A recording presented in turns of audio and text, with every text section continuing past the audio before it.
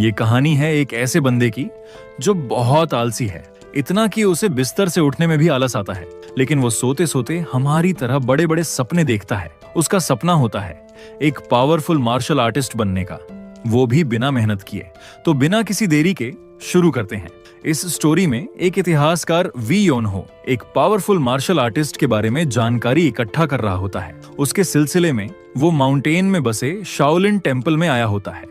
उस टेम्पल में एक मॉन्क बैठे होते हैं जिन्हें लिविंग बुद्धा कहा जाता है। उनका नाम मास्टर मुसान होता है। वो शांत स्वर में कहते हैं, तुमने कहा तुम वी योनहो के बारे में जानना चाहते हो। उस पर सामने बैठा इतिहासकार कहता है, हाँ बिल्कुल सही, मैं उनके इतिहास के बारे में सामग्री इकट्ठा कर रहा हूँ। मास्टर मुसान कहते हैं, वी योनहो द रेडियंट मार्शल सोवरेन यानी तेजस्वी मार्शल सम्राट, वो एक बहुत ही दयालु और सिद्धांतों पर चलने वाला इंसान था।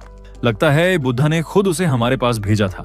जो सुना उसे लिखते हुए इतिहासकार कहता है, ओह तो मैं सही सोच रहा था। तो आप मुझे बताइए उसकी एवरीडे लाइफ कैसी थी। उसकी आदतों और रूप की बात करते हुए मास्टर मुसान कांपने लगते हैं। फिर फ्रस्ट्रेट होकर गुस्से से कहते हैं, ओके फक इट, मैं और नहीं कर सकता। ये सुन इतिहासकार हैरान हो जाता है कि वो मौन होकर गाली क्यों बक रहा है। फिर इतिहासकार दूसरी जगह वी योनहो की जानकारी निकालने जाता है। वो जगह होती है हुबेई पेंग क्लान। वहां भी उसे सेम रिएक्शन मिलता है। उसे क्लान से बाहर फेंक दिया जाता है। जिसने बाहर फेंका वो होता है क्लान का सुप्रीम एल्डर पेंग डोग्युक। वो उसे गुस्से से चिल्लाकर कहता है, मैं वी योनहो का नाम सुन सुनकर थक गया हूँ। तुम जैसे पागल घटिया लोग यहाँ कैसे आ रहे हैं। फिर आदेश देता है कि सॉल्ट की एक पूरी बैग बिखेर दो, जिससे ऐसे लोग यहाँ फिर से ना आ पाए। ये सुनकर तो इतिहासकार के होश उड़ जाते हैं। इतिहासकार हमें भागते हुए वी योनहो के बारे में जानकारी देता है। वी योनहो रेडियंट मार्शल सोवरेन यानी तेजस्वी मार्शल सम्राट, एक ऐसी लेजेंडरी फिगर जिसने अराजकता के युग को समाप्त किया। एक सच्चा सज्जन, एक महान योद्धा और ऐसा चिवेलरस वॉरियर जिसे सारी दुनिया याद करती है। कुछ लोग उसे इतिहास का गोट यानी ग्रेटेस्ट ऑफ ऑल टाइम मानते हैं, तो कुछ उसे ग्रेटेस्ट चिवेलरस वॉरियर यानी महानतम शूरवीर योद्धा मानते हैं। लेकिन फिर भी क्यों सब लोग उसका नाम सुनते ही चुप हो जाते हैं। एक इतिहासकार होने के नाते मेरी जिम्मेदारी है कि मैं इतिहास के छिपे हुए हर पहलू को उजागर करके लोगों के सामने रखूं, और शायद आज मुझे आखिरकार उसकी सच्चाई जानने को मिल जाएगी। तभी वो एक बूढ़े इंसान के पास रुकता है। ये होता है बेगर सेक्ट का डिवाइन मैड डॉग, जो हंसते हुए कहता है, तो तुम्हें शाओलिन और हुबेई के पेंग क्लान से भगा दिया गया। इतिहासकार कहता है, मैंने जैसे ही वी योनहो का नाम लिया उन सबका रिएक्शन लगभग एक जैसा था। मैड डॉग कहता है, बिल्कुल वो वैसे ही रिएक्ट करेंगे। इतिहासकार कहता है, वो ऐसा क्यों। फिर मैड डॉग समझाना शुरू करता है। हमें 100 साल पहले ग्वांगडोंग के वी क्लान का फ्लैशबैक दिखता है और बताया जाता है कि वह सबसे घटिया इंसान था। हम उसे बिस्तर पर लेटा देखते हैं। वह कहता है कि वह सबसे ताकतवर बनना चाहता है, और तब वह सिर्फ 12 साल का था। एक लड़का था जिसने हेवंस के नीचे सबसे महान बनने का सपना देखा था। एक मार्शल क्लान में जन्मे वह योद्धाओं के शौर्य के साथ बड़ा हुआ, इसलिए वह पहले से जानता था कि सबसे ऊपर पहुंचने का सबसे फास्टेस्ट रास्ता कौन सा है, और वह रास्ता था सिर्फ रिलेंटलेस एफर्ट यानी लगातार मेहनत के जरिए। और वह कहता है कि चाहे कोई कितना भी प्रतिभाशाली हो, बिना मेहनत के कुछ नहीं मिलता, और मेहनत ही एकमात्र रास्ता है। लेकिन फिर भी एक छोटी सी दिक्कत थी। वह खिड़की से बाहर देखता है, सूरज डूबता दिखता है और कहता है कि अब शुरू करने में देर हो चुकी है। वह उठता है, फिर से बाहर देखता है और फिर गुमड़ी में सुमड़ी कर फिर लेट जाता है। वह कहता है, क्या शर्म की बात है, आज सबसे महान बनने की फाउंडेशन रखने का पहला दिन था, अफसोस कि ऐसा ना हो सका। और फिर वह कहता है, आज मैं आराम से सोऊंगा और कल ट्रेनिंग करूंगा। थोड़ी देर बाद कोई उसके कमरे में आता है और कहता है कि उठो। योनहो नहीं हिलता। इस वजह से वह आदमी चिल्लाता है कि उठ जा। योनहो उठकर बैठता है और पूछता है, आप क्यों आए हो।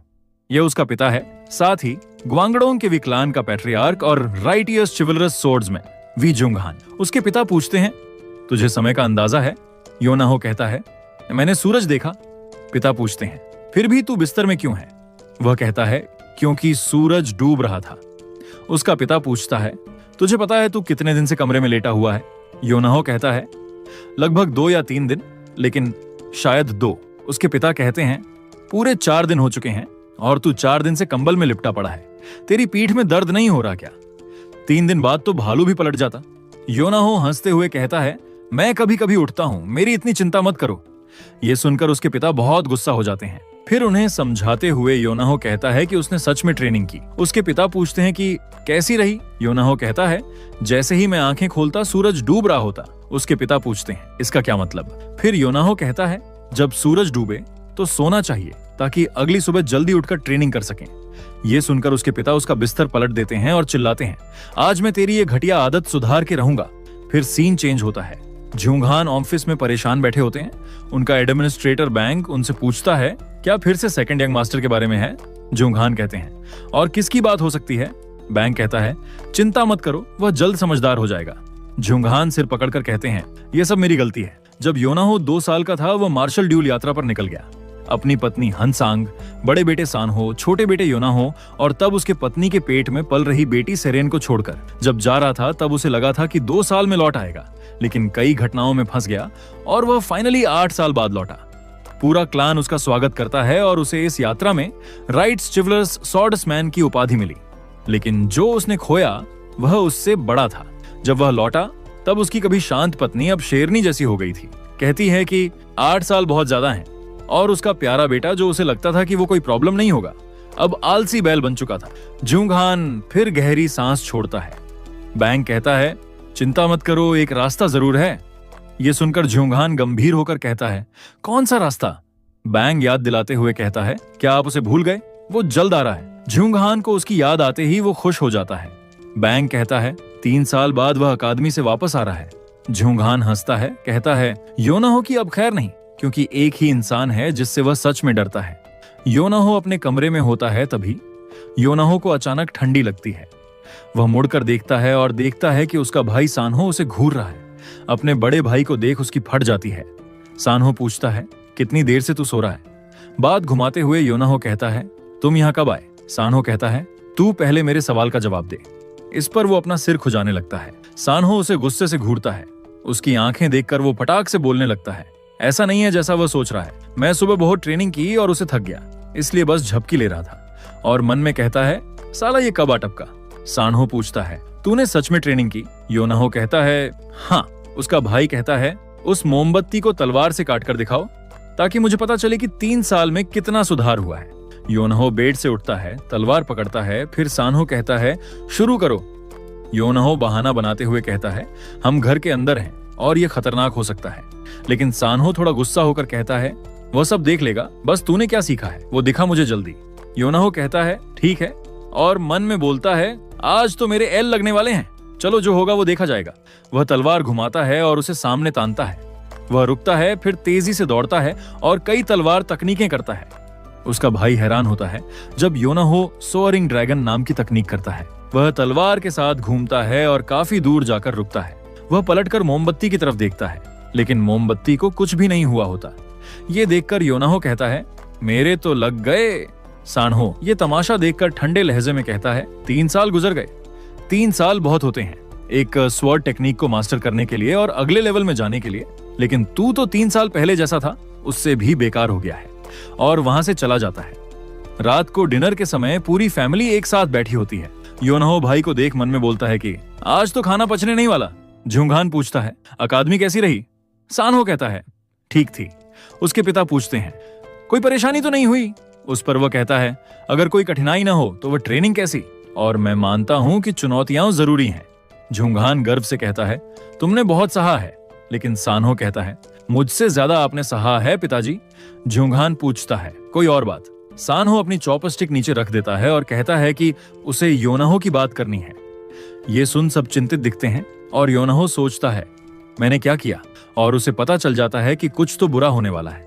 सानहो कहता है, मैं उसे अपनी मार्शल अकादमी में ले जा रहा हूँ। ये सुन योनाहो के होश उड़ जाते हैं। मैड डॉग कहानी सुनाते हुए कहता है, इसी वजह से मास्टर मुसान और पेंगडोग्युक सिर्फ वी योनाहो का नाम सुनकर दांत पीसते हैं। फिर से कहानी की तरफ आते हुए कहता है, यहीं से उसकी ग्रेट हिस्ट्री की शुरुआत हुई और किसी ने सोचा नहीं होगा कि वही आलसी लड़का एक दिन पूरी दुनिया को हिला के रख देगा। और फिर से योनाहो पर आते हैं, जो अपने भाई के साथ मार्शल अकादमी जा रहा होता है। वे घर से अभी अभी निकले थे। तभी योनाहो अपने भाई से कहता है, मैं थक गया हूँ, चलो आराम करते हैं। येओन्हो को जबरदस्ती एकेडमी के लिए जाना पड़ता है। जाते वक्त येओन्हो पीछे मुड़कर अपने परिवार की तरफ देखता है। उसकी छोटी बहन सुर्योन रो रो कर उसे जाने से मना कर रही होती है। उसके पिता उसे कहते हैं एक तगड़ा मर्द बनकर लौटना। उसकी माँ बस यही कहती है कि वह अपना ध्यान रखे और सुखरूप घर पहुँचे। वे जानते थे कि वे उसे रोक नहीं सकते, भले ही उसे जाते देख थोड़ा दुख हो रहा था। येओन्हो छोटी बहन को रोने से मना करता है और कहता है कि वह जल्दी वापस आएगा। वह हाथ हिलाकर विदा लेता है, जबकि उसका पिता हंस रहा होता है। इस पर संग कहती है हंसना बंद करो। जैसे ही वे यात्रा पर निकलते हैं, सन्हो के लिए तो ये यात्रा काफी आसान होती है, लेकिन इसके उलट येओन्हो तो थक कर चूर चूर हो चुका होता है। वह पूछता है कि क्या वे लगभग पहुंच गए हैं।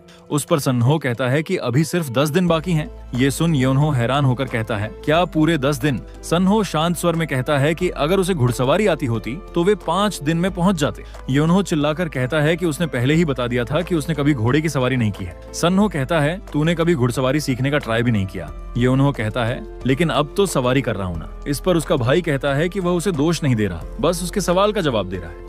येओन्हो कहता है कि हमें आराम करना चाहिए और पूछता है क्या तुझे पता है कि पहाड़ी कितनी खड़ी है, कितना दर्द होता है, लगता है मेरी पीठ टूट जाएगी और पिछवाड़ा फट जाएगा। फिर वो मैदान में एक पेड़ की ओर इशारा करता है और कहता है कि वो लोग भी आराम कर रहे हैं। सन्हो देखता है और उसे तुरंत एहसास होता है कि वे बस सो नहीं रहे हैं। वह घोड़े से उतर जाता है। ये देख येओन्हो पूछता है कि वह क्या कर रहा है। सन्हो पास जाकर देखता है कि लाशों पर मक्खियां भिनभिना रही हैं और येओन्हो फिर से पूछता है कि वह कर क्या रहा है। उस पर सन्हो कहता है कि हम बहुत देर से पहुंचे हैं क्योंकि ये सभी लोग मर चुके हैं। ये सुन येओन्हो चिल्लाने लगता है। सन्हो उसे कहता है ये देख। वह एक आदमी के कपड़े हटाता है और उसकी छाती पर फूल के आकार का घाव दिखाता है। सन्हो कहता है कि इस मार्शल आर्ट को प्लकिंग फ्लावर पाम कहा जाता है। येओन्हो पूछता है कि ये कैसा नाम है। सन्हो कहता है कि इसे पहले क्रिम्सन फ्लावर पाम कहा जाता था, लेकिन इस मार्शल आर्ट का वेस्टर्न प्रोविंस के यिन डीमन यानी एक बलात्कारी ने इसका दुरुपयोग कर बहुत सारे बुरे काम करता रहा, इसलिए इसका नाम बदलकर प्लकिंग फ्लावर पाल्म रख दिया गया। येओन्हो पूछता है क्या वह कह रहा है कि आसपास कहीं एक बलात्कारी घूम रहा है। सन्हो कहता है कि वह यिन डीमन पहाड़ पर चढ़ती महिलाओं को निशाना बनाता है और ये लाशें इस बात का संकेत हैं कि उसने किसी महिला को पाने की कोशिश में इन लोगों पर घात लगाकर हमला किया होगा। मतलब यहीं आसपास कहीं ना कोई महिला खतरे में है। वह जमीन से उड़कर अपने भाई से कहता है तुम यहीं रुको, मैं वापस आता हूँ, और वह सुपरमैन की तरह उड़ जाता है। अपने बड़े भाई को जाते देख वह जोर से चिल्लाता है तुम मुझसे कह रहे हो कि मैं इन बदबूदार लाशों के बीच रहकर इस प्लेस को गार्ड करूं? फिर जोर से भैया कहता है, लेकिन तब तक सन्हो बहुत दूर जा चुका होता है। जब उसे पता चल जाता है कि चिल्लाने का कोई फायदा नहीं, फिर बगल में देखकर बुरा सा मुंह बनाता है क्योंकि उसके पास अब 2 घोड़े हैं और सड़ती हुई लाशें हैं जो बदबू मार रही होती हैं, और वह कहता है मैं बुरी तरह फंस गया हूँ। उसे अपने भाई का इंतजार करते करते रात हो जाती है। इस वजह से वह चिल्लाकर कहता है झूठे, अब तक लौटे क्यों नहीं? अगर ऐसा ही होना था तो मुझे भी साथ ले जाते। फिर सोचता है क्या हुआ होगा, अगर कुछ ना हुआ होता तो वो अब तक लौट आता। तभी उसे कुछ जंगली जानवरों की आवाज़ सुनाई देती है। इस वजह से घोड़े को पकड़कर वह सोचता है कि अगर वह ऐसे ही खड़ा रहा तो किसी बाघ का शिकार बन जाएगा। तभी उसके पीछे बिजली चमकती है, इससे वो डर जाता है और जोरदार बारिश शुरू हो जाती है। उससे वह भीग जाता है। फिर वह ऊपर आसमान में देखकर कहता है अब वह सच में फंस गया है। फिर उसकी चीख सुनाई देती है और हम देखते हैं कि वह घोड़ों को धक्का मार रहा होता है क्योंकि उसे घोड़ों को चलाना आता ही नहीं। वह कहता है मैं अब क्या करूं? वह दोनों लाशों को घोड़ों पर लादकर पहाड़ी पर चढ़ा रहा है। कहता है कि उन्हें ऐसे ही नहीं छोड़ सकता क्योंकि वे जंगली जानवरों का शिकार बन सकती हैं। वह उन्हें दफना भी नहीं सकता क्योंकि बारिश हो रही है और अब उसे किसी शरण की जरूरत है जहां वह रुक सके। और घोड़े को जल्दी आगे बढ़ाने के चक्कर में वह उसे जोर से धक्का देता है, लेकिन गलती से घोड़े के नींबू को टच हो जाता है। इस वजह से घोड़े का दिमाग खराब हो जाता है और वह उसे जोर से लात मारता है। इस वजह से येओन्हो चिल्लाते हुए पहाड़ी से नीचे गिरने लगता है, सिर, पीठ और फिर सिर से टकराते हुए झाड़ियों में गिरता है। वह कराहते हुए कहता है उस कमबख्त घोड़े पर विश्वास नहीं करना चाहिए था। लेकिन जब वह चारों ओर देखता है तो उसे पता चलता है कि वह एक गुफा में है और यहाँ बारिश नहीं हो रही। वह खुशी से चिल्लाता है। आखिरकार उसे शरण मिल ही गई। घोड़े भी उसके पीछे पीछे आ जाते हैं, अब भी लाशें लादे हुए। येओन्हो उन्हें एक चट्टान से बांध देता है और कहता है हे भगवान, मैं घोड़ों को मार भी नहीं सकता। फिर अपने कपड़ों को देखकर कहता है हे भगवान, ये दुख काहे खत्म नहीं होता बे? लोग कहते थे सफर कठिन होता है, अब समझ आ गया। उसने गुफा के बाहर एक निशान छोड़ दिया है ताकि उसका भाई उसे ढूंढ सके, लेकिन फिर भी वह थोड़ा चिंतित है। ये सोचकर कि अब क्या किया जाए, वह लेट जाता है और सोने की कोशिश करता है। लेकिन उसे नींद नहीं आती। वह कहता है, क्या मेरा भाई ठीक होगा? फिर करवट बदलकर कहता है, मुझे पता है वह कितना पावरफुल है, वह जरूर वापस आएगा, हाँ वह जरूर लौटेगा। सोचते सोचते वह गहरी नींद में चला जाता है, लेकिन घोड़े उनकी रस्सी चबा जाते हैं और बाहर चले जाते हैं उसे अकेला छोड़कर।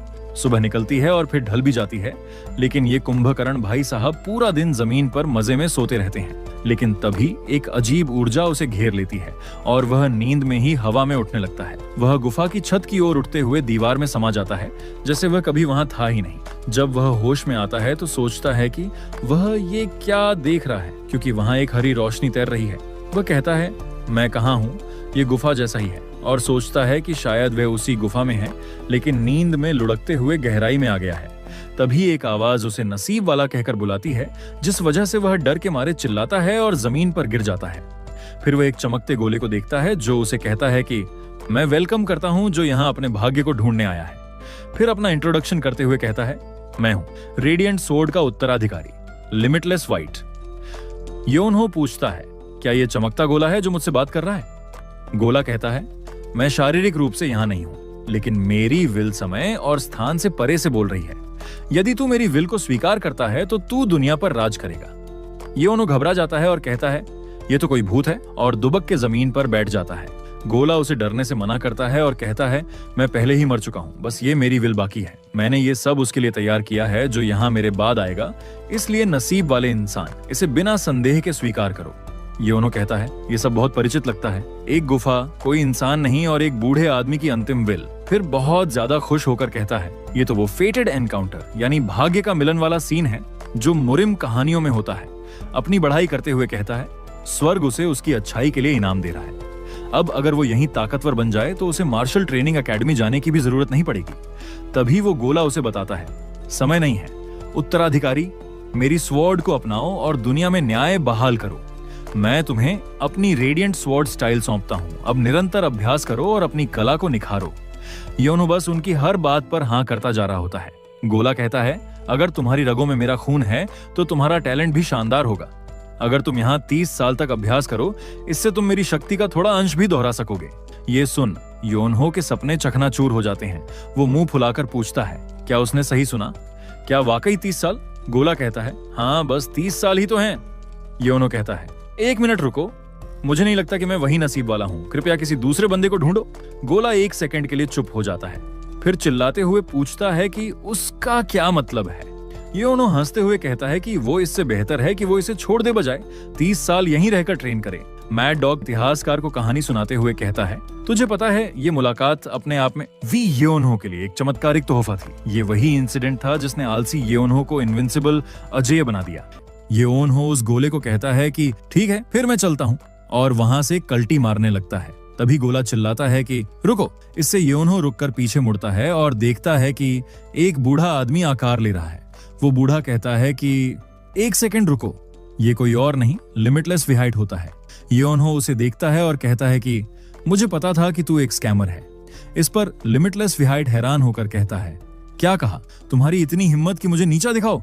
उस पर योनो कहता है, तुमने किसी महान व्यक्ति की तरह दिखावा किया, लेकिन जब वो काम नहीं आया तो असली चेहरा दिखा दिया। फिर लिमिटलेस विहाइट कहता है, मैं दिखावा नहीं कर रहा, मैं वास्तव में एक ऐसी विल हूं जिसने अपना फिजिकल बॉडी त्याग दिया है। इस पर योनहो थोड़ी देर चुप हो जाता है, फिर कहता है, एक विल जिसने भौतिक शरीर त्याग दिया। फिर वो चिल्लाते हुए उसके सिर पर मुक्का मारता है, लेकिन वो मुक्का उसे हिट करने की बजाय उसके शरीर से आर पार चला जाता है, जिससे योनहो गिर जाता है। उसकी हरकतें देख लिमिटलेस विहाइट कहता है, तू कर क्या रहा है? लेकिन योनहो की अभी जो हुआ उससे फट चुकी होती है। वो डर कर चिल्लाने लगता है, भूत? क्या तू सच में भूत है? इस पर लिमिटलेस विहाइट कहता है, नहीं मैं कोई भूत नहीं हूं। ये एक टेक्निक है जिसे ट्रांसमिग्रेशन ऑफ विल कहते हैं, जो केवल वे मार्शल आर्टिस्ट कर सकते हैं जिन्होंने एक्सट्रीमली हाई रियल्म प्राप्त की हो। इस पर योनहो कहता है, सिंपली कह दो कि तू भूत है। इस पर वो गुस्से होकर कहते हैं, एक बार कहना कि मैं भूत नहीं हूं। अब फिर से वर्तमान में मैड डॉग कहता है, और इस तरह वी योनहो अपने गुरु से मिला। इतिहासकार पूछता है, ट्रांसमिग्रेशन ऑफ विल, क्या तुम कह रहे हो कि वो सच में एग्जिस्ट करती है? फिर मैड डॉग कहता है, ये एक तकनीक है जो केवल अत्यंत हाई रियल्म के मार्शल आर्ट योद्धा ही कर सकते हैं। फिर इतिहासकार कहता है, तो फिर वह योद्धा कौन है जो ऐसी शक्ति का प्रयोग कर सकता है? फिर मैड डॉग कहता है, वो वही है। क्या तुम स्वॉर्ड एम्परर को जानते हो? उस पर इतिहासकार कहता है, ऑफ कोर्स मैं जानता हूं। कहा जाता है कि वो अब तक का सबसे महान योद्धा है।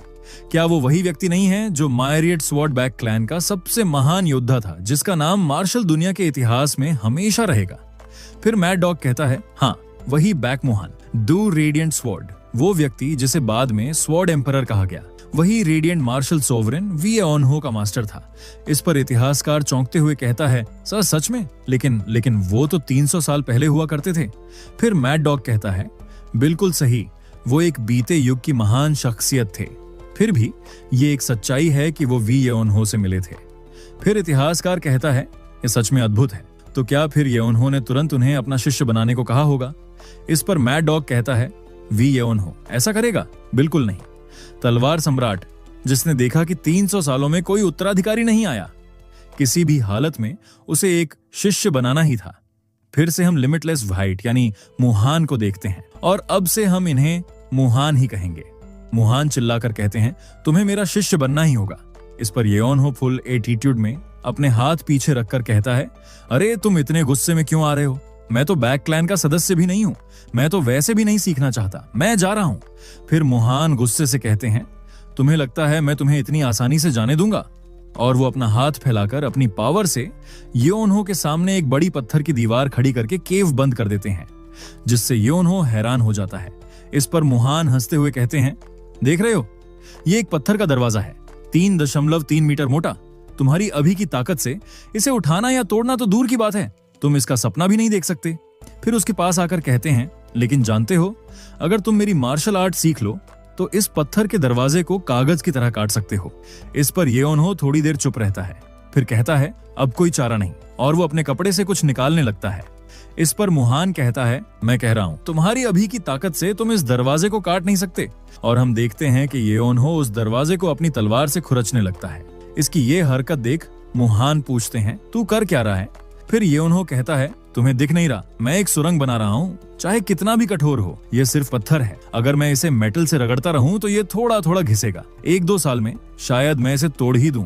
इस पर मुहान थोड़े गुस्से से कहते हैं, तुम कह रहे हो कि तुम ये 1-2 साल तक करते रहोगे? फिर एओनहो कहता है, हाँ, ये बात कौन बोल रहा है? वो जिसने मुझसे 30 साल तक ट्रेनिंग करने को कहा था। इसकी ऐसी बातें सुन मुहान गुस्से से कांपने लगते हैं, और मुहान उसे पागल कहता है और कहता है कि काश उसके पास शरीर होता तो वो उसे मार ही डालता। फिर एओनहो के पास जाकर उसे कन्विंस करने की कोशिश में कहते हैं, ऐसा मत करो, बस एक बार मुझसे सीख कर देखो, मैं वादा करता हूँ तुम्हें निराश नहीं करूंगा। एओनहो उसकी तरफ बिना देखे ही कहता है, मुझे कोई इंटरेस्ट नहीं है। ये सुन मुहान अपना गुस्सा दबाते हुए उसके दूसरी तरफ आकर कहते हैं, ठीक है, चलो, मैं किसी भी तरह तुम्हें 20 साल में बाहर निकलने लायक बना दूंगा। ये सुन एओनहो जमीन पर लेट कर कहता है, 20 साल? उफ, ये तो बहुत ज्यादा है। अगर 3 साल की बात होती तो शायद सोचता। इसकी ये बात सुन मुहान को बहुत गुस्सा आ रहा होता है, फिर भी उसे दबाते हुए कहते हैं, तुम कह रहे हो कि तुम मेरी मार्शल आर्ट सिर्फ 3 साल में सीख लोगे? अगर झांग सानफिंग भी वापस जिंदा हो जाए, वो भी नहीं कर सकता। ये सुन एओनहो उठकर कहता है, फिर हमारी बात नहीं बन सकती, और वो फिर से अपना सुरंग बनाने का काम शुरू कर देता है। इसे फिर से नकारता देख और उसके खोदने की आवाज से मुहान बहुत गुस्से हो गए होते हैं। वो बस गालियां ही बकने वाले होते हैं, लेकिन कंट्रोल कर कहते हैं, 5 साल, हाँ 5 साल, किसी भी हालत में मैं तुम्हें 5 साल में हेवेन के नीचे सर्वश्रेष्ठ बना दूंगा। ये सुन एओनहो उन्हें देख सोचने लगता है, 5 साल, हेवेन के नीचे ग्रेटेस्ट मार्शल आर्टिस्ट, ऐसी स्पष्ट अवस्था में विल का यूं जीवित रहना, मैंने कभी ऐसा कहीं सुना नहीं। शायद ये कभी आगे बढ़ा ही नहीं। इसकी आधी बातें जो वो कह रहा है वो सच हो भी सकती हैं। तो क्या वो सच में हेवन के नीचे का ग्रेटेस्ट मास्टर है? चलो जो भी हो, 5 साल ज्यादा नहीं है। हाँ, मैं भी इस मौके का इस्तेमाल कर एक मास्टर बनूंगा। फिर अपनी तलवार जमीन में गाड़कर कहता है, ठीक है, मैं सीखूंगा। हम प्रेजेंट में आते हैं। मैड डॉग कहता है, ऑफ कोर्स उस समय वी एओनहो को बिल्कुल अंदाजा नहीं था कि वो व्यक्ति ही स्वॉर्ड एम्परर था, लेकिन स्वॉर्ड एम्परर के लिए भी दुर्भाग्य की बात थी कि उसे अपने जीवन के अंत में जो शिष्य मिला वो वी एओनहो था। फिर से हम एओनहो की तरफ आते हैं, जो लार टपकाते हुए सो रहा होता है, और मुहान उसे गाली देते हुए उठने को कहता है। और जब एओनहो उठता है तो पूछता है कि उसे क्यों जगा रहा है। फिर कहता है, मैं तो कम नींद से मर रहा हूं, क्या तुम कभी सोते नहीं? सही, तुम तो पहले ही मर चुके हो, लेकिन मैं तो इंसान हूं, समझे। क्या तुम नहीं जानते कि इंसानों को नींद की जरूरत होती है? ऐसी बातें सुन मुहान का दिमाग गुस्से से फटने लगता है। फिर गुस्से को दबाकर कहता है, ठीक है, माफ कर दो। ठीक है, तो चलो अब ट्रेनिंग शुरू करते हैं। और बैक मुहान हेवन को कोसता है, क्योंकि जीवन के अंतिम वर्षों में जो घटिया शिष्य उन्होंने लिया था वो एक बेहद आलसी निकला। उस पर योनहो बासी लेते हुए कहता है, जैसे ही उठो ट्रेनिंग शुरू। सच में योनहो के लिए पूरा दिन सोना आम बात है, और जब ट्रेनिंग के लिए कहा जाए तो थोड़ी सी करके छोड़ देता था। इस वजह से मुहान उसे चिल्लाते हुए कहता है, इस रफ्तार से 5 साल नहीं 50 साल भी कम पड़ेंगे और फिर भी कुछ नहीं होगा। इस पर योनहो कहता है, क्या इसे सीखने का कोई आसान तरीका नहीं है? फिर मुहान कहता है, ये पहले से ही काफी आसान है। इस पर योनहो उसे तंज कसते हुए कहता है, उफ, इसीलिए तो कहते हैं कि एक सक्षम गुरु को पहले ही ढूंढ लेना चाहिए। इन शब्दों की गूंज मुहान के दिल में बजने लगती है। इस वजह से मुहान गुस्से से आग बबूला हो गया होता है। उसके हाथ पर गुस्से से नसें बाहर आ चुकी होती हैं। वे मन में कहते हैं, काश ये बोल नहीं सकता, शायद उतना परेशान न करता। इसके हर शब्द से मेरा खून खौल जाता है। अगर उसकी फिजिकल बॉडी होती तो अब तक क्यूई डेविएशन और गुस्से से फटी नसों से गिर चुका होता। और योनहो को कहते हैं, सच में माफी चाहता हूं कि मैं अच्छा टीचर नहीं निकला। और फिर मन में कहते हैं, मैं किस तरह की महिमा की इससे उम्मीद कर रहा था। मैं कौन सी मार्शल आर्ट्स इससे पासिंग ऑन करने की सोचने वाला था। क्या मैं सच में सिर्फ ये सब देखने के लिए अपनी विल पीछे छोड़ गया था? काश मेरे पास अब भी शरीर होता तो इसे पीट पीट कर सिखा देता। और हम देखते हैं योनहो ट्रेनिंग के वक्त में इधर चला, मैं उधर चला कर मस्ती कर रहा होता है। तभी वो कहता है, वैसे गुरुजी, आपने उस समय वो कैसे किया? फिर मुहान कहते हैं, उस समय उन्हें याद दिलाते हुए योनहो कहता है, आपने वो विशाल पत्थर का दरवाजा गिरा दिया था, याद है? क्या आप उसी शक्ति से मेरा शरीर कंट्रोल कर मुझे मार्शल आर्ट्स नहीं सिखा सकते? इस पर मुहान कहते हैं, वो तो एक तंत्र था जिसे मैंने पहले से सेट कर रखा था। फिर योनहो कहता है, कोई बिना शरीर वाला व्यक्ति भला ऐसा कैसे कर सकता है? फिर मुहान कहते हैं, उसका शरीर होने से कोई मतलब नहीं है। मैंने तो बस उस रस्सी को क्यूई से खींचा था, दूर से वस्तु पकड़ने की तकनीक से। लेकिन तभी ये कहते हुए उन्हें कुछ याद आता है और पागलों की तरह हंसते हुए कहते हैं, क्यों, मैंने ये सोचा ही नहीं। ये देख, योनहो कहता है, क्या इस बूढ़े के साथ क्या गड़बड़ है? आप पागल हो गए हैं क्या सर? फिर भी मुहान हंसकर अपने आप से ही बड़बड़ा रहे होते हैं। वो कहते हैं, मैं तो इस सोच में अटका था कि मेरे पास शरीर नहीं है, या शायद 300 साल तक अपनी इच्छा को बनाए रखना अधूरा छोड़ गया। किसी भी हालत में शुक्रिया, तुम्हारी वजह से मुझे एक बड़ा रियलाइजेशन हुआ है। ये सुन योनहो कहता है, सर आप अपने आप से क्यों बड़बड़ा रहे हैं? लेकिन तभी उसके एकदम मुंह के बगल से कुछ तो चला जाता है, इसलिए वो पीछे पलटता है और देखता है कि एक पत्थर दीवार में घुसा हुआ है। और हम देखते हैं मुहान ने अपनी एनर्जी से एक और पत्थर का गोला तैयार किया होता है और कहते, तुम्हारी वजह से मुझे एहसास हुआ, भले ही मेरे पास भौतिक शरीर ना हो, मैं अब भी कभी भी एक पत्थर हिला सकता हूँ। ये सुनकर तो योनहो की हालत खराब हो जाती है। उसे और बड़ा झटका देते हुए मुहान कहते हैं, तो मैं सिर्फ एक पत्थर ही नहीं हिला सकता। और हम देखते हैं उन्होंने बहुत सारे स्टोन अपनी एनर्जी से उठाए होते हैं।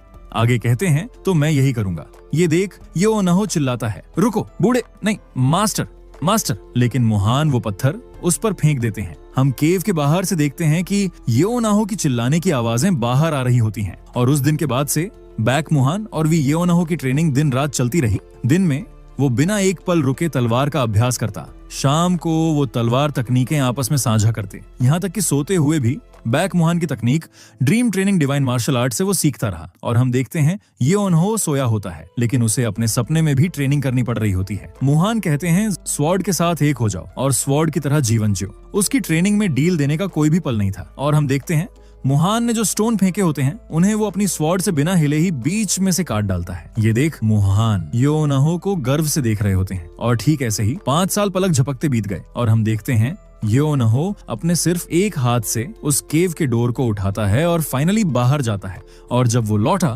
तो ऊपर आकाश की ओर देखा और अब वक्त था दुनिया को दिखाने का कि वो कौन बन चुका है। जब वह केव से बाहर आता है, उससे एक दिन पहले का सीन देखते हैं। योनहो सोया होता है और उसे जगाते हुए मुहान आवाज देते हैं। फिर योनहो नींद में ही कहता है, बस 5 मिनट और। लेकिन मुहान फिर से आवाज देते हैं। इससे वह उठ जाता है और कहता है, हे भगवान, मैंने कहा बस थोड़ा और। क्या तुम मुझ पर विश्वास नहीं करते? और उसे मास्टर को देखकर अलग सा फील होता है। फिर मुहान कहते हैं, इधर आओ बच्चे। फिर योनहो कहता है, अब क्या है? इसके बाद मुहान कहते हैं, मैंने अपना पूरा जीवन मार्शल आर्ट्स को समर्पित कर दिया। मेरी एकमात्र इच्छा इसकी अल्टीमेट पीक तक पहुंचना थी, इसलिए मैंने खुद को किसी और चीज में नहीं डाला।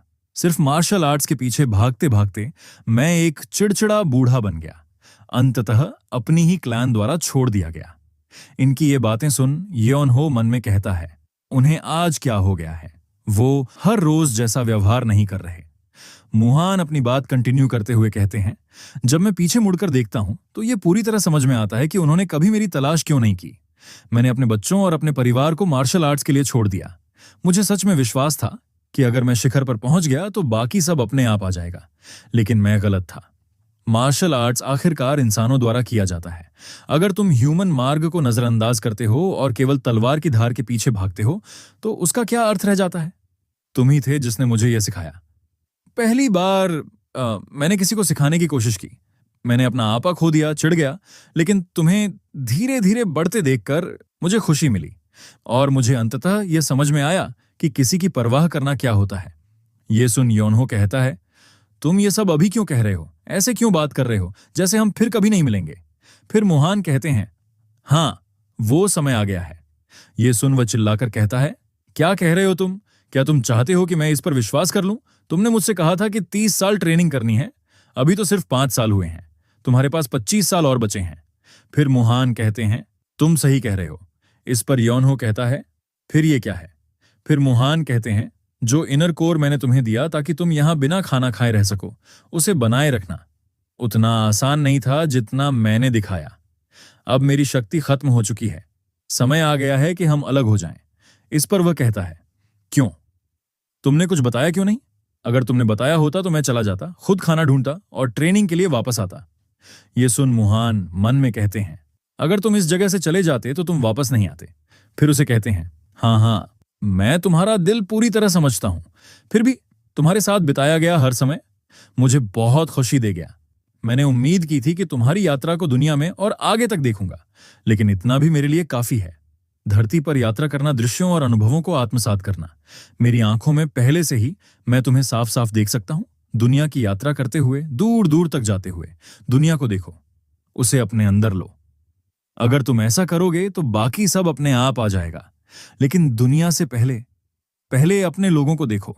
मैं ऊंचाइयों में इतना व्यस्त था कि मैंने अपने आसपास के लोगों को नहीं देखा। मेरी जैसी गलती मत करना।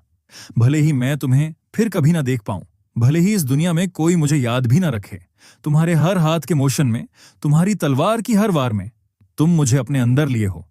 इसलिए यह ठीक है, भले ही तुम अत्यधिक ना हो, भले ही तुम्हें कभी ग्रेट न माना जाए। ये सुन योनहो अपना हाथ आगे कर उन्हें रोकते हुए कहता है, मास्टर, ऐसे मत जाइए। अब भी बहुत कुछ है जो मैंने नहीं सीखा। नहीं, बस एक और दिन, बस एक और दिन दे दीजिए प्लीज। लेकिन उसके मास्टर वहां से गायब होते हुए कहते हैं, बस खुश रहना। उन्हें जाता देख वह रोते हुए कहता है, मास्टर, तुम थोड़ी जल्दी बता देते तो क्या चला जाता। और वह फूट फूट कर रोने लगता है। फिर आगे हम योनहो को केव के बाहर देखते हैं, जो अपने कपड़े को देख गुस्से से कहता है, तो इसलिए उन्होंने गायब होने से पहले कुछ नहीं कहा था। और हम देखते हैं कपड़े पर कुछ तो लिखा होता है। वह आगे कहता है, उन्होंने ये सब लिखने का समय कब निकाला? जिद्दी बूढ़ा, अगर जाना ही था तो शांति से जा सकते थे ना। फिर चिल्लाकर कहता है, ये सब आखिर है क्या? बाइक मुहान के गायब होने से पहले उन्होंने योनहो के कपड़े पर एक मैसेज सिल दिया था। सारांश में वो कुछ ऐसा था, योनहो ने जो मार्शल आर्ट्स तेज गति से 5 साल में सीखी, वो अब भी अधूरी है। मुहान जानते थे कि योनहो ट्रेनिंग छोड़ देगा जब वे गायब हो जाएंगे, इसलिए बैक मुहान ने उसके शरीर में एक विशेष यंत्र डाला जो उस इनर कोर के इर्द गिर्द केंद्रित है, जिसे मुहान ने उसे सोते हुए निगलवाया था। ये योनहो की मार्शल स्किल्स को अपने आप बढ़ाता है। तकनीकी रूप से वो बिना कुछ किए ताकतवर होता रहेगा, लेकिन ये इतना आसान नहीं है। अगर योनहो द्वारा इकट्ठा किए गए अनुभव और टेक्निक्स उस गति से पीछे रह गए जिससे कोर परिपक्व हो रहा है, तो कोर उसकी इंटरनल एनर्जी को चूसते हुए उसे मार डालेगा। सरल शब्दों में, अगर तुम ढीले पड़े तो मर जाओगे। यह समझने पर योनो कहता है, उस पागल बूढ़े ने मुझे चालाकी से बेवकूफ बना दिया। फिर उस पर आगे और लिखा होता है कि तो जाओ, धरती की यात्रा करो, दुनिया को देखो। एक बार जब तुम देखोगे तो कुछ महसूस करोगे, और अगर तुम कुछ महसूस करोगे तो तुम कुछ पाओगे। किसी कोने में मुरझा मत जाना। बड़ा सोचो, बड़ा जियो। इस पर योनहो कहता है, धत्त तेरे की मास्टर। आगे लिखा होता है, इस बात को ध्यान में रखते हुए तुम्हें सबसे पहले जहां जाना चाहिए वो है यूरीम। राज्य के ग्रैंड स्कॉलर को खोजो और उनके पास समय बिताओ। तुम निश्चित रूप से कुछ सीख कर आओगे। और यूरीम के बाद यह देख उसका दिमाग सुन्न पड़ जाता है और कहता है, तुम सच में सबसे बुरे हो। तुम चाहते हो मैं कितनी जगहों पर जाऊं? फिर बॉडी स्ट्रेच करते हुए कहता है, हट, मैं तो सीधे घर ही जाने वाला था, लेकिन अब मुझे ये सब निपटाकर ही घर जाना होगा, इसलिए कृपया चिंता मत करना। माँ, पिताजी, भाई शायद ठीक ही होंगे, है ना? फिर यहां से जाने से पहले अपने मास्टर को प्रणाम करता है और वहां से जाते हुए कहता है, मैं वापस नहीं आने वाला, ध्यान में रखना। तुमने हमेशा मुझे मुसीबत में ही डाला है। और अब ये यूरीम है कहां और मैं वहां जाऊं कैसे? योनहो जाने के बाद उसके पीछे केव में एक वाइट परछाई अपीयर होती है और यह उसका मास्टर होता है जो जोर जोर से हंसकर कहता है, अगर वो दुनिया के बारे में नहीं सीखेगा तो मम्मी की तरह सूख कर मरेगा। तुम अंधेरे कमरे में सोकर सड़ जाना चाहते हो जैसे कोई मम्मी। मैं ऐसा नहीं होने दूंगा। वैसे भी दुनिया बहुत बड़ी है और तुम्हारा मार्शल आर्ट्स घर में रहेगा तो वो भी बर्बाद हो जाएगा। तू नटखट बच्चा, तुम्हारी वजह से मैं खुश था, खुश रहो। और फिर वह धीरे धीरे गायब होता है और फिर समय बीत गया और अगले सीन में हम वियोनो को एकदम बुरी हालत में देखते हैं। वह कहता है, एक्सक्यूज मी, क्या ये बेगर सेक्ट है? लकड़ी पर बैठा बंदा मन में कहता है, ये मम्मी जैसा दिखने वाला कौन है? और उसे हाँ कहता है और ये होता है ब्रांच चीफ जांग इल। उसे योनहो कहता है, मैं आया हूं क्योंकि मुझे कुछ सवाल पूछने हैं। फिर जांग कहता है, क्या तुम्हारे पास पैसे हैं? फिर योनहो कहता है, क्या मुझे इसके लिए पैसा देना पड़ेगा? फिर जांग कहता है, बिल्कुल, इस दुनिया में कुछ भी मुफ्त नहीं मिलता। फिर योनहो को देख मन में कहता है, आवाज लड़के की है लेकिन ये तो 50 का लग रहा है। क्या बवाल है, मैंने हर तरह के भिखारी देखे हैं लेकिन ये तो सबका बाप है, ये तो इंसान भी नहीं लग रहा। फिर उसे कहता है, तुम्हें देखने से ऐसा लगता है जैसे हम दोनों एक ही काम में हैं, इसलिए मैं मुफ्त में मदद करना पसंद करूंगा, लेकिन व्यापार व्यापार होता है। ये सुन योनहो कहता है, एक ही काम? फिर जांग कहता है, हाँ, हम दोनों भिखारी हैं। इस पर योनहो छाती ठोंक के कहता है, मैं भिखारी कैसे हूं? फिर जांग कहता है, ठीक है, तुम बस दोस्त हो। फिर आगे कहता है, वैसे भी पैसे नहीं तो जानकारी नहीं, दफा हो जाओ, जाकर कुछ पैसे जोड़ो या कुछ करो। इस पर योनहो कहता है, मैं भिखारी नहीं हूं, मैं भीख क्यों मांगू? फिर जांग कहता है, सिर्फ भिखारी ही नहीं मांगते, एक बार तुमने मांगा तो तुम भिखारी हो। तुम्हारा चेहरा देखकर अगर सामने टोकरी रख दो तो तुम खूब कमाओगे। तुम अपने भिखारी बनने के पोटेंशियल का वेस्ट कर रहे हो।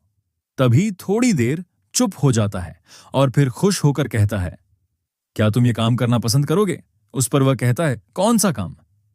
फिर अगले सीन में योनहो भीख मांग रहा होता है और उस पर पैसों की बारिश हो रही होती है। फिर से वह बेगार सेक्ट में जंग के पास आता है और जंग उसकी कमाई देख खुशी से कांप रहा होता है।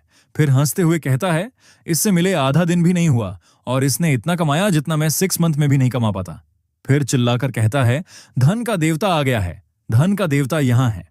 ये सब सुन झोपड़ी के बाहर का एक भिखारी कहता है, क्या चल रहा है? फिर झोपड़ी के अंदर योनहो को जांग कहता है, वैसे भी तुम क्या जानना चाहते थे? फिर योनहो कहता है, प्रसिद्ध ग्रैंड स्कॉलर्स की सूची, वो कहां रहते हैं, उन्हें क्या पसंद है और उनकी खासियतें क्या हैं? इस पर जांग कहता है, ये तो आसान है, हो जाएगा। फिर योनहो कहता है, साथ ही फेमस ब्लैकस्मिथ्स की सूची और वही इंफॉर्मेशन। फिर जांग कहता है, ठीक है, ये भी कर सकता हूं। फिर आगे कहता है, वादा वादा होता है, मैं कर दूंगा, 1 हफ्ते में वापस आना। लेकिन योनहो वहीं लेटकर कहता है, मेरे पास और कहीं जाने की जगह नहीं है, कोई काम भी नहीं, तो मैं इसी शहर में रहूंगा। इस पर जांग मान जाता है, लेकिन बाद में जांगिल को इसका पछतावा हुआ। अगले दिन एक भिखारी जांग के पास चिल्लाते हुए आता है कि इमरजेंसी है, ब्रांच चीफ। इस पर जांग हैरान होकर कहता है, यह शोर कैसा है?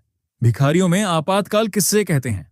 आगे वो भिखारी कहता है, हम बेगर सेक्ट वाले भूख से मरने वाले हैं। यह सुन जांग कहता है, क्या बक रहे हो? और सीन बदलता है मार्केट की तरफ। वहां बहुत सारे लोग उन 2 भिखारियों पर चिल्ला रहे होते हैं। एक आदमी उन भिखारियों को कहता है, ये कौन है जो भिखारी बनकर एक्टिंग कर रहे हैं? तो दूसरा आदमी कहता है, चल भाग यहां से। और हम देखते हैं वही भिखारी जांग को मार्केट की तरफ ले जा रहा होता है और जैसे ही वह मार्केट में पहुंचता है वह हैरान हो जाता है क्योंकि मार्केट के लोग बेगर सेक्ट के भिखारियों को कहते हैं, तुम कमीने, अगर भीख मांगनी है तो ठीक से मांगो, जरा इससे सीखो। और हम योनहो को देखते हैं जो भीख मांग रहा होता है। एक आदमी कहता है, कितना गरीब है, तो दूसरा कहता है, मैंने आज तक किसी को इतना खाली नहीं देखा। तीसरा कहता है, कुछ खा ले पागल। और योनहो पर पैसों की बारिश हो रही होती है।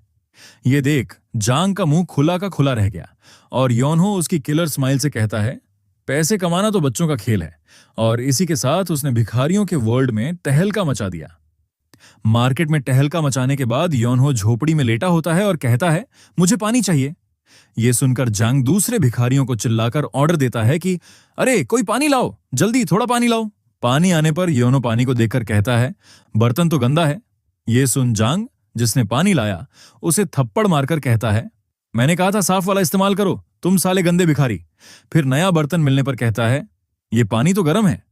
यह सुन जांग बहुत सारे भिखारियों को भगाते हुए कहता है, कितनी बार कहना पड़ेगा तुझे, पहाड़ पर जाओ और ठंडा और साफ पानी ले आओ। और योनहो जमीन पर लेटकर कहता है, ये अच्छा है, बहुत अच्छा। उसे आराम फरमाता देख जांग गुस्से से कांप रहा होता है और असहाय होते हुए मन में कहता है, धत्त तेरी, मैं हूं बेगर सेक्ट का ब्रांच लीडर और मैं एक गंदे आवारा लड़के का नौकर बना हुआ हूं, पर अगर मैंने उस कमीने को बाहर निकलने दिया तो मेरे लोग भूख से मर जाएंगे। कब आएगी वो जानकारी जो उसने मांगी थी? और योनहो मस्त मजे में लेटे हुए एक चिट्ठी को कहता है, हेलो चिट्ठी आंटी। फिर जांग को कहता है, मेरी पीठ दर्द कर रही है। ये सुन जांग उसकी पीठ दबाते हुए कहता है, ओह नहीं, अगर तेरी पीठ दर्द कर रही है तो ये तो बहुत बुरा है।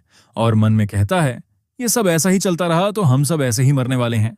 तभी एक भिखारी लेटर लेकर खुशी से चिल्लाते हुए आता है, ब्रांच लीडर आ गई है।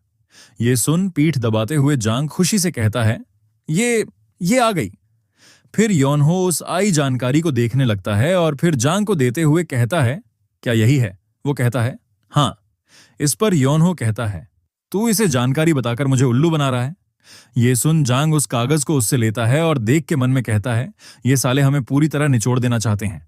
ये जानकारी तो अधूरी है, हम इसे इस्तेमाल नहीं कर सकते, कोई और तरीका ढूंढना होगा। तभी योनहो अपनी जगह से उठते हुए कहता है, शायद हमारे पास पैसे कम हैं, जाऊं क्या कुछ कमाने। ये सुन जांग की फट जाती है और वो उसे कहता है, रुक जा भाई। और मन में कहता है, इस भिखारी को रोको, इससे पहले कि कुछ बेवकूफी कर बैठे। फिर योनहो को कहीं और धक्का मार के ले जाते हुए जांग उससे कहता है, तुम जैसे नोबल इज्जतदार आदमी को भीख नहीं मांगनी चाहिए, मैं तुम्हें तुम्हारी जरूरी जानकारी देता हूं।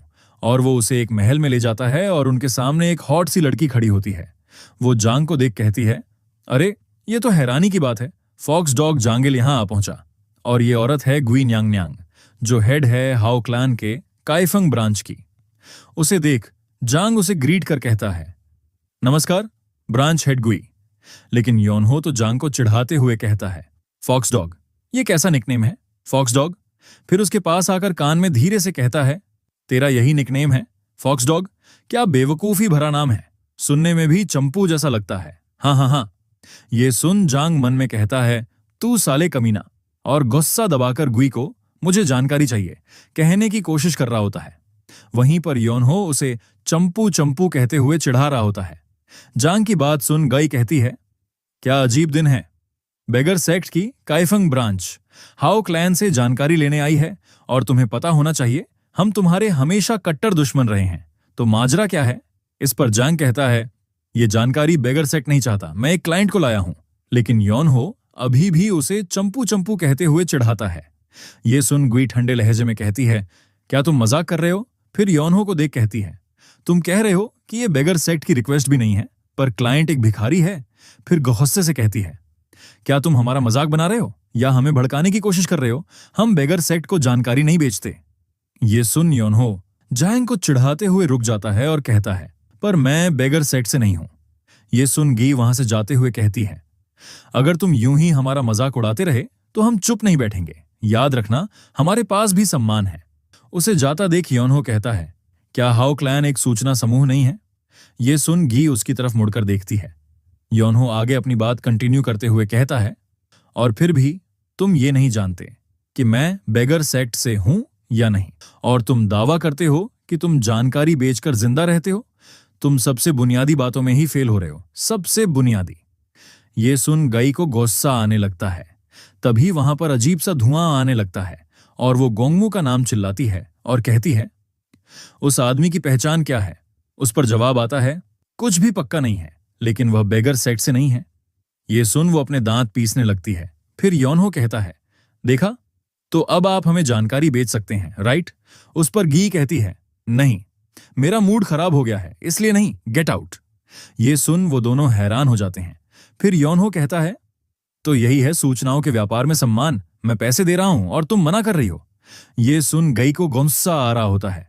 आगे योनहो कहता है, लगता है हाउ क्लैन ज्यादा दिन टिकेगा नहीं। ये सुन गई गुस्से से कहती है, अपनी जुबान संभाल कर रखो, जब तक तुम अपने हाथ पैर कटवाना नहीं चाहते।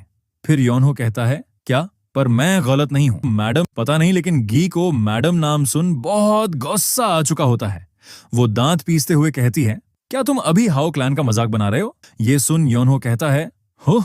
ये सुन वो फिर से गोंगमू को आवाज देती है और कहती है, इसे सबक सिखाओ। ये सुन एक निंजा लाइट की स्पीड में योनहो पर हमला करने आता है। ये देख जांग योनहो को बचाने बीच में आने लगता है, लेकिन योनहो उसे एक हाथ से रोककर उस निंजा के सिर पर एक जोर से मुक्का मार देता है, जिससे वो निंजा सीधा जमीन में धंस जाता है। ये देख गई तो हैरान हो जाती है, साथ ही जांग भी हैरान होता है और कहता है, ये तो एक मास्टर है। फिर योनहो कहता है, ओह माफ करना, क्या ही कर सकते हैं। जब कोई मुझ पर वार करता है तो मेरी बॉडी अपने आप पलटवार कर देता हूं। अगर पहले बता देते तो मैं खुद को रोक लेता। ये देख जांग मन में कहता है, मुझे लगा शायद उसे मार्शल आर्ट्स आती होगी, पर मैं उसे पूरी तरह आंक नहीं पाया, तो हमारे बीच एक मॉन्स्टर था। आगे योनहो मुंडी चटकाते हुए कहता है, ये सब उस बूढ़े आदमी की गलती है। जो हुआ वो देख गुई उसे हाथ जोड़कर कहती है, मैं नहीं जानती थी कि मृत वापस आ गया है। ये सुन योनहो कहता है, तुम किस बारे में बात कर रही हो? हमने काफी देर तक बात की थी। फिर गुई अपनी आंखें जांग की ओर कर ठंडे लहजे में कहती है, खैर ऐसा नहीं लगता कि तुम अच्छे इरादे से यहां आए हो जांगिल। ये सुन जांग घबरा कर कहता है, क्या? ब्रांच हेड, मुझे नहीं पता आप मुझ पर विश्वास करोगी या नहीं, पर मैं सच में बुरे इरादे से नहीं आया। कुछ जानकारी है जिसे बेगर सेक्ट अकेले नहीं संभाल सकता, इसलिए मदद मांगने आया। ये सुन गाई कहती है, तो इसलिए तुम उसे यहां लाए? इस पर जांग सहमति जताता है और वहीं योनहो अपनी धुन में उस बेहोश पड़े निंजा को साइड में खींच के लेके जा रहा होता है और कहता है, इंजर्ड पार्टीज स्टेप असाइड। आगे जंग से गाई कहती है, तुमने बस थोड़े से बालों के लिए एक बाघ को खरगोश के बिल में घसीट लिया। उस पर जंग कहता है, यकीन करना मुश्किल है, लेकिन यह सच है। ये सुन ग्वाई सीरियस टोन में कहती है, ठीक है, मैं तुम्हारी बात मान लेती हूं, ब्रांच लीडर ऑफ केफिंग। इस पर जंग थैंक यू कहता है। फिर गुई आगे कहती है, लेकिन जानकारी सौंपना एक पूरी तरह अलग बात है। कारण चाहे जो हो, उस आदमी ने हमारे किसी व्यक्ति को चोट पहुंचाई है और हाउ क्लैन को उसका सही मुआवजा मिलना चाहिए। इस पर योनहो कहता है, मुआवजा? इस पर गाई ब्लैक एनर्जी रिलीज करती हुई कहती है, डार्क पाथ पर कोई दाम नहीं होता, खून के बदले खून, जान के बदले जान। फिर कहती है, 4 शैडो सोर्ड। इतना कहने भर से ही पल भर में 4 खूंखार तलवारबाज गावी के चारों ओर आ जाते हैं। ये देख योनहो बिना डरे कहता है, यार इस जगह में तो सच में अजीब लोग हैं। फिर गुई कहती है, मुझे नहीं पता तुम्हारा मकसद क्या है, लेकिन चूंकि हमारा आदमी घायल हुआ है, तुम यहां से शांति से बाहर नहीं निकल सकते। इस पर योनहो कहता है, उफ, क्यों नहीं सुनती हो तुम? ये सुन जांग उसे रोकते हुए कहता है, अरे भाई अब बस करो। लेकिन योनहो आगे कहता है, मैंने कहा ना, ये जानबूझकर नहीं था। तुम पहले मुझ पर आए और मेरी बॉडी ने बस पलट कर मारा। ये सुन गुई को बहुत गुस्सा आ रहा होता है और मन में कहती है, वो कंकाल जैसा डरावना आदमी। फिर उन दोनों को कहती है, डार्क पाथ पर चीजें सीधी होती हैं। तुमने एक हाथ काटा, हम तुम्हारे अंग काट लेंगे। तुमने हमें थप्पड़ मारा, हम तुम्हारा गाल काट देंगे। ये सुन जांग थर थर कांप रहा होता है और योनहो कहता है, क्या तुम लोन शार्क हो? ये सुन जांग उसे डरते डरते कहता है, अरे मेरे बाप, मैंने कहा ना बस करो। ये सुन गी कहती है, तो हम थोड़ा नरम रहेंगे, बस थोड़ा सा गाल काट देंगे। इस पर योनहो कहता है, अरे माफ कीजिए, लेकिन फिर अपने गाल को हाथ लगाकर कहता है, मेरे पास कोई गाल का मांस बचा ही नहीं है, मैं पिछले कुछ समय से थोड़ा कुपोषित हूं। ये सुन गई गुस्से से पागल हो जाती है और ऑर्डर देती है, उसे मारो। ये सुन वो चारों उस पर एक साथ झपट पड़ते हैं। वहीं पर उन्हें आता देख योनहो सिर खुजाते हुए कहता है, पहले तो बस मेरा गाल, अब कह रही हो कि मुझे मार दो।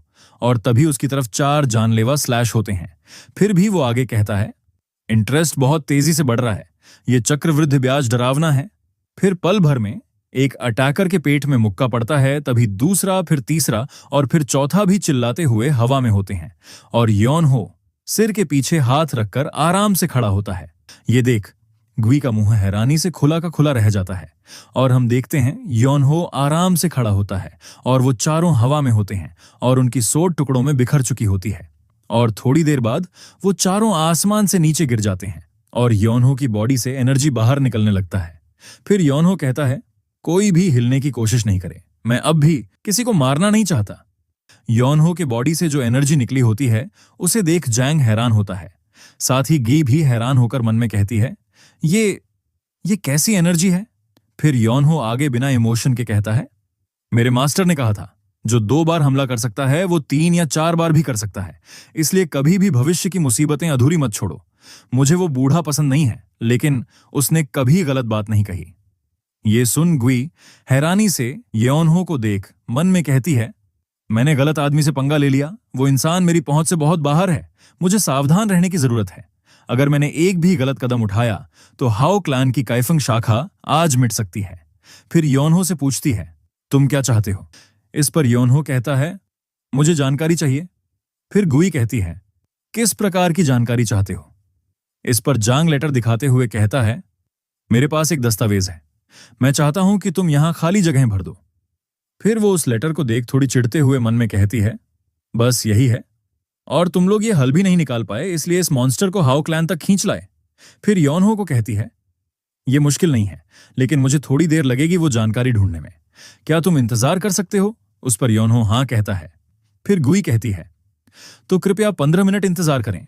और जांग को गुस्से से कहती है, और काइफंग ब्रांच के लीडर, क्या आप मुझसे जरा मिल सकते हैं। ये सुन जांग डरते डरते मान जाता है और अगले सीन में यौनहो जोर जोर से जांग पर हंस रहा होता है, क्योंकि जांग को बहुत बुरी तरह से पीटा होता है। यौनहो उससे कहता है, तुम्हारा चेहरा तो भाप में पके हुए पॉपकॉर्न जैसा सूजा हुआ है, क्या किसी ने पिटाई कर दी। ये सुन जांग कहता है, चुप हो जा। फिर यौनहो कहता है, भिखारियों का क्लैन भी कुछ खास नहीं है, हाओ क्लैन से पिट गए। ये सुन जांग गुस्से से कहता है, तुझे क्या लगा वो औरत हाओ क्लैन की बस एक आम सदस्य थी। नहीं बेटे, वो औरत हाओ क्लैन के मुखिया की बेटी है। वो चुड़ैल अगली क्लैन लीडर है, अगली क्लैन लीडर। वो ऐसी चुड़ैल है जो एलिक्सिर को चावल की तरह खाती है और स्पिरिचुअल पिल्स को कैंडी की तरह चबाती है। मैं भला उसका सामना कैसे कर सकता था। तभी उसके पीछे वही चुड़ैल आ जाती है। अपने पीछे गाय को खड़ा देख जांग की हालत खराब हो जाती है। फिर गाय कहती है, मैं वो जानकारी ले आई हूं जो आपने मांगी थी। ये सुन यौनहो उसे थैंक यू कहता है। फिर वो सब एक जगह बैठ जाते हैं। आगे गाय कहती है, हालांकि हमारे भी कुछ सिद्धांत होते हैं। ये बात यौनहो को समझ नहीं आती। फिर जांग उसे धीरे से कहता है, जानकारी के पैसे मांग रही है। ये समझ आने पर यौनहो कहता है, इसके कितने हुए। उस पर गाय कहती है, 5 सिक्के। फिर यौनहो उसे 5 सिक्के देता है। ये देखकर जांग उससे कहता है, अरे सिल्वर के देने हैं। ये सुन यौनहो हैरानी से कहता है, जानकारी का शुल्क इतना महंगा क्यों है। इस पर गुई कहती है, इसमें कुछ उच्च स्तरीय सूचना छुपी थी, इसीलिए दाम थोड़ा ज्यादा है। फिर यौनहो कहता है, तो फिर किया ही क्या जा सकता है, और वहां से जाने लगता है। ये देख जांग उससे पूछता है, कहां जा रहे हो। इस पर यौनहो कहता है, कहां जा रहा हूं, मेरे पास 5 चांदी के सिक्के नहीं हैं, तो अब मुझे पैसे कमाने जाना पड़ेगा। ये सुन जांग उसके पैर पकड़ लेता है और रोकते हुए कहता है, मत जा मूर्ख कहीं के, मैं तुम्हें यहां आखिर क्यों लाया था। इस पर यौनहो उससे कहता है, मत जा से तुम्हारा क्या मतलब है, तो फिर अब मैं करूं क्या। इस पर जांग रोते हुए कहता है, रुक जा। और मन में उसे गाली दे रहा होता है, क्योंकि बाद में उस 5 सिल्वर सिक्कों के लिए जांगिल ने वो सारे पैसे दे दिए जो वी यौनहो ने पहले कमाए थे, और यहां तक कि उसका छुपा हुआ फंड भी उसे देना पड़ा। बाकी की रकम के लिए उसने अपने ऊपर कर्जा ले लिया। ये सब होने के बाद जांग अपनी आंखें बंद करके वो चांदी के सिक्के दे रहा होता है और मन में कहता है, मेरा दिल ठंडा पड़ रहा है। वहीं पर यौनहो कहता है, क्या तुम रो रहे हो बेवकूफ। ये सुन जांग उस पर चिल्लाते हुए कहता है, नहीं मैं नहीं रो रहा, अरे तुम डाकू, मेरा छुपा फंड भी खाली कर दिया और अब तुम ऐसे ताने मार रहे हो। वहीं पर यौनहो उस जानकारी को पढ़ रहा होता है और कहता है, ये काफी सटीक है, भिखारियों द्वारा इकट्ठा की गई सूचना से एकदम अलग लेवल की लगती है, शायद ये किसी अलग ही क्लास की सूचना एजेंसी है। फिर एक लेटर दिखाते हुए गी को कहता है, और मैं ग्वांगडोंग एक पत्र भेजना चाहता हूं, क्या यह भी महंगा है? इस पर गुई कहती है, यह कुरियर सेवा से ज्यादा महंगा है, लेकिन अगर तुम कुछ सवालों के जवाब दे दो तो यह फ्री में हो सकता है। फिर गुई उससे पूछती है, तुम्हारा नाम क्या है? इस पर योनहो कहता है, वी योनहो। फिर वो उसकी एज पूछती है। इस पर योनहो कहता है, मैं 17 साल का हूं। ये सुन जांग हैरान होकर कहता है, क्या तुम मुझसे छोटे हो? उसकी उम्र सुन गई भी शौक में होती है और मन में कहती है, इतनी कम उम्र में ऐसा मार्शल आर्ट्स नामुमकिन है। फिर वो वी योनहो के नाम के बारे में कुछ याद कर रही होती है। तभी उसे याद आ जाता है और चिल्लाकर कहती है, वी योनहो, ग्वांगडोंग से। क्या तुम ग्वांगडोंग के वाई क्लैन के दूसरे बेटे यंग मास्टर वी योनहो हो? इस पर योनहो पूछता है, तुम मुझे जानती हो? फिर गुई कहती है, बिल्कुल मैं जानती हूं तुम्हें। ग्वांगडोंग के वी क्लैन ने तो हमें तुम्हें ढूंढने के लिए कहा था। वहीं जांग उसका मुंह देखकर कहता है, वी योनहो, वी क्लैन का दूसरा बेटा, तुम सनहो के छोटे भाई हो। इस पर योनहो कहता है, क्या तुम मेरे बड़े भाई को जानते हो? इस पर जांग कहता है, बिल्कुल जानता हूं, वो मेरा दोस्त है। फिर गुई कहती है, तुम पत्र ग्वांगडोंग वी क्लैन को भेज रहे हो? कम से कम 10 दिन लगेंगे उस पत्र के पहुंचने में। इस पर योनहो कहता है, कोई बात नहीं, मैंने 5 साल इंतजार किया है तो 10 दिन क्या चीज है। तभी गी उसे एक लाल कपड़ा दिखाती है और कहती है, यह हाओ क्लैन के वीआईपी ग्राहक का निशान है। इसे अपने ठिकाने पर बांध दो, हमारा सूचना एजेंट खुद तुम्हें ढूंढ लेगा। और मन में कहती है, कोई जो 17 की उम्र में गोंगमू और फोर शैडो सोर्ड को 1 सेकंड में हरा दे, ऐसा कोई भी इस समय के सेंट्रल प्लेन्स में नहीं है। वहीं योनहो कहता है, क्या वो फ्री है? उस पर वो कहती है, बिल्कुल नहीं। उस पर योनहो कहता है, तो फिर ये बेकार है। ये सुन गाई कहती है, ऐसा है तो अगली बार के लिए तुम्हारा काम फ्री में कर देंगे। ये सुन योनहो कहता है, सच में? इस पर गाई कहती है, हां, ये खास तौर पर तुम्हारे लिए है। हम नहीं चाहते कि आज की घटना हाओ क्लैन और तुम्हारे रिश्ते पर असर डाले। और मन में कहती है, इससे कनेक्शन बनाने में कोई नुकसान नहीं है। वहीं योनहो हंसते हुए कहता है, अरे आज तो कुछ भी नहीं हुआ। ये सुन जांग दुखी मन से कहता है, लेकिन मेरा छुपा हुआ पैसा खाली हो गया और मेरी आंखें नीली काली हो गईं। इस पर योनहो उसे हंसते हुए कहता है, अरे वो तो आम बात है, तुम हो ही बेवकूफ। और अगले सीन में योनहो आराम से मार्केट में चल रहा होता है और जांग मुंह लटकाए उसके पीछे चल रहा होता है और बार बार कह रहा होता है, धत्त तेरी, मेरे पैसे। इस पर योनहो उसे भाषण देते हुए कहता है, पैसा तो आता जाता रहता है, भिखारियों को पैसों से लगाव नहीं होना चाहिए, उन्हें अपने कर्तव्य निभाने चाहिए। ये सुनकर जांग को बहुत गुस्सा आ रहा होता है और मन में कहता है, मैं इस नापसंद इंसान को अभी पीट भी नहीं सकता। और तभी दूसरी तरफ जाते हुए कहता है, खैर, अब क्या सारी जानकारी मिल गई? तो फिर अब काइफंग में तुम्हारा काम खत्म हो गया। तभी उसे रोकते हुए योनहो कहता है, रुको, वो एक छोटी सी समस्या है। ये सुन जांग गुस्से से कहता है, अब क्या फिर? वो मासूम सा चेहरा बनाकर कहता है, मेरे पास ट्रैवल के लिए पैसे नहीं हैं। ये सुन जांग उसे गुस्से से गाली देता है और हम फिर से गई को देखते हैं जो गोंगमू को आवाज देती है और कहती है, मैन क्लैन को तुरंत संदेश भेजो, ग्वांगडोंग वी क्लैन का लापता दूसरा बेटा अब एक मास्टर बनके लौटा है। और अगले सीन में हम योनहो को हनलिन ग्रैंड एकेडमी के सामने देखते हैं और हमें सोंगनिम हनलिन ग्रैंड एकेडमी का सीन दिखता है जो बहुत खूबसूरत होती है। और उसी एकेडमी में एक आदमी चाय के मजे ले रहा होता है। ये होते हैं मुन यू ह्वान और इन्हें 3 एब्सोल्यूट ग्रैंड स्कॉलर का टाइटल मिला होता है। तभी उनके पास उनकी बेटी आती है और कहती है, एक मेहमान आया है। ये होती है मुन युनजी। उस पर ह्वान कहते हैं, लेकिन आज तो किसी की भी मेरे साथ अपॉइंटमेंट नहीं है। फिर उनजी कहती है, वो कह रहे थे कि वो गो का खेल खेलना चाहते हैं। गो एक चेस जैसा ही गेम होता है जो होशियार लोग खेलते हैं। गो गेम का नाम सुन ह्वान बहुत खुश हो जाते हैं। फिर उनजी उस मेहमान को ले आती है। ये मेहमान कोई और नहीं, वी योनहो होता है। ह्वान को योनो कहता है, उम्मीद है मेरी अचानक आने से कोई असुविधा नहीं हुई। ये सुन वो कहते हैं, असुविधा? कैसी बात कर रहे हैं? मेहमान का आना ही तो एक विद्वान की खुशी है। फिर योनो को बैठने का इशारा करते हुए कहते हैं, तो आप कह रहे थे कि मुझसे गो का खेल खेलना चाहते हैं। इस पर योनो बैठकर कहता है, बस मुझे यही थोड़ा बहुत आता है। फिर ह्वान कहते हैं, ठीक है, फिर एक बाजी हो जाए। मैं सफेद मोहरे लूंगा, कृपया तुम शुरुआत करो। इस पर योनहो एक ब्लैक मोहरा चुनते हुए कहता है, तो फिर मैं शुरू करता हूं। वहीं उसे ऑब्जर्व करके ह्वान मन में कहते हैं, मुझे ज्यादा उम्मीद नहीं है उसके स्किल से, शायद बस खाने के लिए आया है। थोड़ा हल्का खेलूंगा, फिर उसकी मदद कर दूंगा। लेकिन तभी योनहो एक काला मोहरा फुल स्पीड से आगे करके गेम स्टार्ट करता है। ये देखकर हुआन चौंक जाते हैं और मन में कहते हैं, ये नौसिखिया नहीं है। फिर वो सोच समझकर एक चाल चलते हैं, लेकिन वहीं योनहो तुरंत 1 सेकंड में दूसरी चाल चल देता है। इस पर वो फिर से सोचकर एक चाल चलते हैं, वहीं योनहो फिर से बिना सोचे दूसरी चाल चल देता है। ये काफी देर तक चलता है। उस पर हुआन कहते हैं, ये तो स्पीड प्लेयर है, इस उम्र में ऐसा खेल कौशल। स्पीड प्लेयर यानी ऐसा खिलाड़ी जो गो या चेस जैसे खेलों में तेजी से सीमित समय में चाल चलता है। और आगे भी योनहो इसी स्पीड में खेलता रहता है। उससे हुआन के धीरे धीरे पसीने छूटने लगते हैं। फिर हुआन एक चाल चलने लगते हैं, लेकिन तभी रुक जाते हैं और हैरान होकर मन में सोचते हैं, ये क्या हो रहा है? ये सिर्फ स्पीड प्ले नहीं है, क्या ये कोई बैटल डीमन है? तभी उन्हें रुका देख योनहो कहता है, तुम खेलोगे नहीं। इसी के साथ चैप्टर यहीं पर खत्म होता है और आगे आगे ये स्टोरी और भी मजेदार होने वाली है। इसके अगले चैप्टर के लिए इस चैनल को लाइक, शेयर और सब्सक्राइब करें। मिलते हैं अगली वीडियो में।